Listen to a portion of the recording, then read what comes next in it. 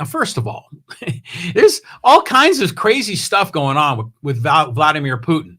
And depending on if you're paying attention to the left or the right, the Democrats or the Republicans, there are people that hate Putin. Some people think he's a good guy. I mean, some people have respect for Putin. And I'm like, what are you people thinking? Putin is a thug. This guy is a thug. And what he is doing right now is just horrible. And especially if you understand really what his motivations are and what the messaging he is using to build a moral cause for essentially his evil acts.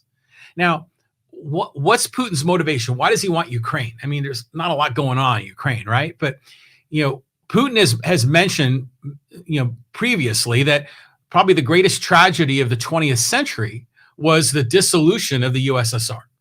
So he's all about power. When the Berlin Wall fell and the USSR crumbled into pieces, Russia lost a lot of its stature, a lot of its mojo, a lot of its cachet. And so he's trying to desperately lift up, Russia on the national stage.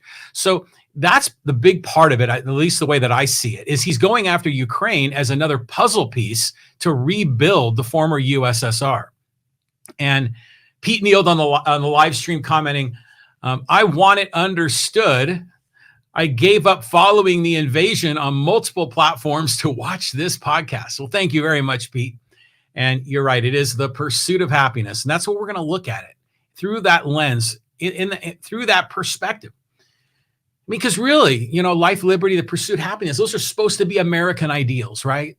So when we see what's going on the other side of the world, kind of makes you wonder what the hell are they trying to accomplish? Well, and especially if you listen to the media, you're kind of getting a very kind of distorted story where you're seeing all the hysteria about the troops. Is he going to invade? When is he going to invade? Is it going to be during the Olympics? Is it going to be after the Olympics?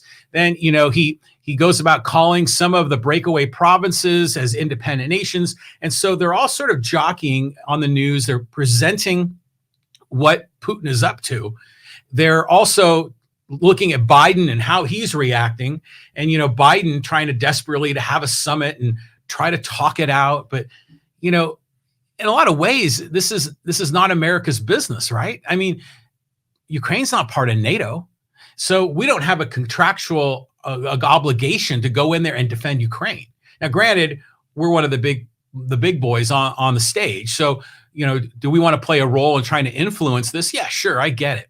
But you just see you see Biden sort of almost in a reactionary mode and not really laying down what I think should be fundamental principles to rationalize America's perspective on this particular issue. And I think he has a great opportunity to do that if he were to go back to the founding documents of America.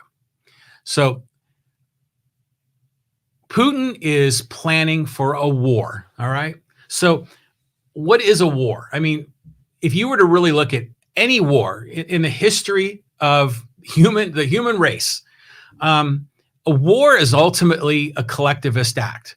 A war is a nation against a nation. It's a tribe against a tribe. It's some group against some other group. Okay, so that is the way wars are framed. That's the way wars are justified. That's the way wars are fought. It's not an individualist perspective. It's a very collectivist perspective. And that's what we're seeing from Putin. And if you see some of his rhetoric that he's talking about Ukraine as part of Mother Russia, right? So again, the collective, the tribe. He talks a lot about the people in Ukraine as being Russian, having ancestors that are Russian, talking about how it's our blood. The people there are our blood. So again, when I start hearing stuff about blood, I think of blood and soil and all of the atrocities that happened in the 1930s in Germany, and some of it which we saw in Charlottesville just a few years ago. And Pete Neal on the live stream saying, this war is access to the Black Sea and the reacquisition of nuclear technology source. Yeah, that's part of it too. No doubt about it. Now, granted, when he reclaimed Crimea, he gained greater access to the Black Sea, but certainly getting all of Ukraine will help him there. But Putin is evoking a lot of what's the right word? A lot of rhetoric to get his people fired up, to get a moral cause, a moral justification for what he's trying to do. So he's saying there are people, there are the Russians that are in Ukraine, and there are people in Ukraine that have Russian sympathies. I think the people in eastern Ukraine kind of lean more towards Russia in terms of culture and leadership, but people on the western side of Ukraine are definitely more aligned with Europe and the rest of Europe. But he's going for, there are blood. These are people are our blood, and they share our common religion. They're all part of this, Russian Eastern Orthodox version of Christianity. So he's building like a religious cause, a moral cause, a blood cause. He's using a lot of this rhetoric to fire up the collective, to fire up the tribe, to try to provide some form of a coalition of these people to basically say that the border between the two states, between the two countries, doesn't matter at all. And again, this is dangerous because this is like I said, this is the kind of rhetoric we heard from Nazi Germany in the 1930s that Adolf Hitler rationalized going into Czechoslovakia and into Austria because they were Germans. These were our people, our blood, the white Aryan race. So it's that same strategy, that same sort of evil method of getting people fired up about their tribe, and then using that as rationalization to go in and attack, to use force, to use violence. And I think this is a very dangerous thing. And it's this sort of collectivism, like war is always a collective. It's a nation against a nation, a tribe against a tribe, a group against another group. It's all framed in collectives, but this is in direct opposition to individualism and individual rights. And that is what life, liberty, and the pursuit of happiness are about.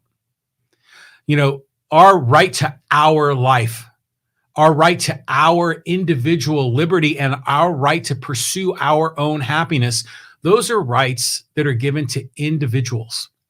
And oh, by the way, the all men are created equal part means that we all have equal rights.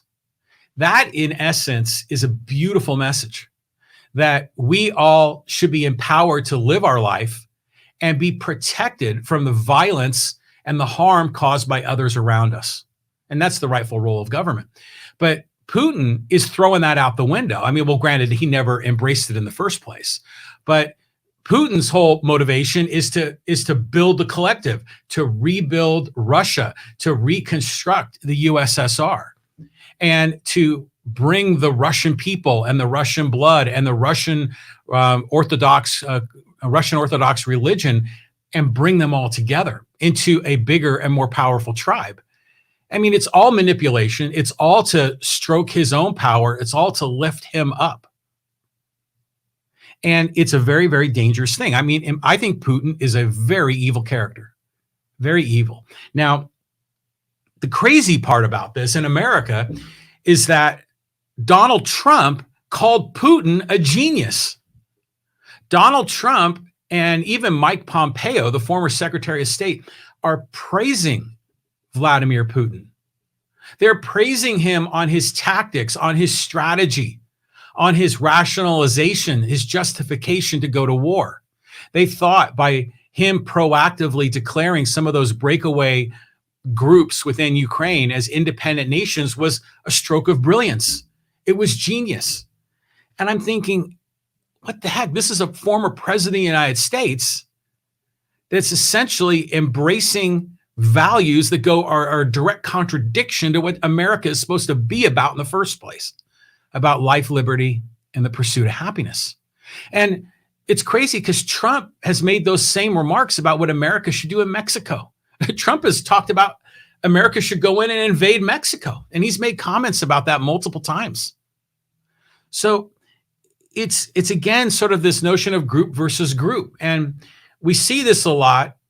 This view of this group identity, it's all over politics right now. It's all over the left and it's all over the right. And it's destructive to our own life, liberty, and the pursuit of happiness. I mean, even, talk about Trump in Mexico. I mean, that's a big part of the wall is to separate tribes, essentially. The wall is to, serves as a symbol of a defining line between tribes. And the wall ultimately violates the life, liberty, and pursuit of happiness of those immigrants to be able to travel to America to pursue their own happiness. And I know our MAGA friends don't like that message.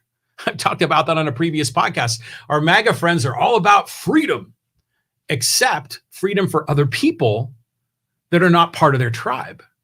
And again, I think that's a very dangerous thing. And I think in so many ways, people in America have lost sight of what our inalienable rights are really about. And what made America the great experiment when it was created. Truly what makes America great is this idea that we have a right to our own life and that we can make choices about our life and we can pursue our happiness and we have the freedom to do it. And at the same time, we need to protect the rights of other people to do the same thing.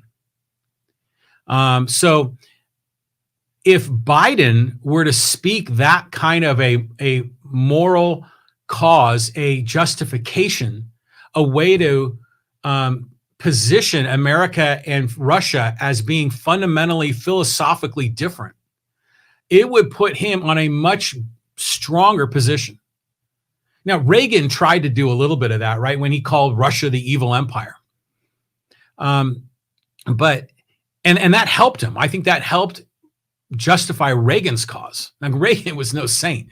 But the idea of making this a moral issue is always a superior method of justifying your position and defining your terms when you're in a situation like this. And I wish Biden would be stronger about the principles of America and using that to articulate why America opposes what Putin is doing. And at the same time, I wish Trump and his people would understand the same darn thing, and then would also see Putin in that very same light as evil, as a thug, and understand that even those Ukrainians have the rights of life, liberty, and the pursuit of happiness. This whole notion of individual rights goes all the way back to Aristotle. I mean, it's a very old idea. It was rediscovered by Thomas Aquinas, and it was really kind of built up and made stronger during the Age of Enlightenment in the, what would it be? I think the 16th, 17th, and 18th centuries, I believe. Yeah, mostly in the 1700s. John Locke, Adam Smith, a lot of great philosophers during that time. They were able to really articulate that message. That was what the founders of America justified the founding of America on those principles. And granted, they weren't perfect. There was a lot of violations of those principles, and we know the long list of them. Slavery, women's rights, we go down the list. But eventually America figured it out, and we're still figuring it out. But I just wish we'd figure it out sooner. So now we're going to see what's going to happen with Putin, with Ukraine. Some people think he may not really invade or really take much territory. I don't know what's going to happen. But I just wish that our leaders would better understand what America is supposed to be about. Here on the live stream, got a comment from Luke, and he said, what Western countries can do about Putin? Does sanctions work? Well, not really. Sanctions don't really work. Sanctions mean that you're going to block the export of goods into their nation. So who do the sanctions harm? They don't really harm Putin. They harm his people. Putin has been planning for this for a while. He's amassed all of his resources. He got all of his ducks in a row before he began this, because he knew that we would come to sanctions. And then sanctions also hurt the Americans, because now American manufacturers can't export goods. They lose customers when we have sanctions. And to me, that's just a very weak response. Now, who should be responding to this? In my opinion, it should be the European nations. because they're the ones that are on the doorstep of this. You know, is NATO going to take a position? You know, maybe, but hopefully it's NATO led by European leaders, not led by Biden. We'll see what happens. So anyways, that's the bit about Putin. I think it's important to understand. He's a collectivist. He's tribal. He's about blood. He's using the same rationalization that Hitler used in the 30s. And Trump calls him a genius. It's just insane. Just crazy. I mean, what the world's coming to, it's something. Okay, well, let's move on.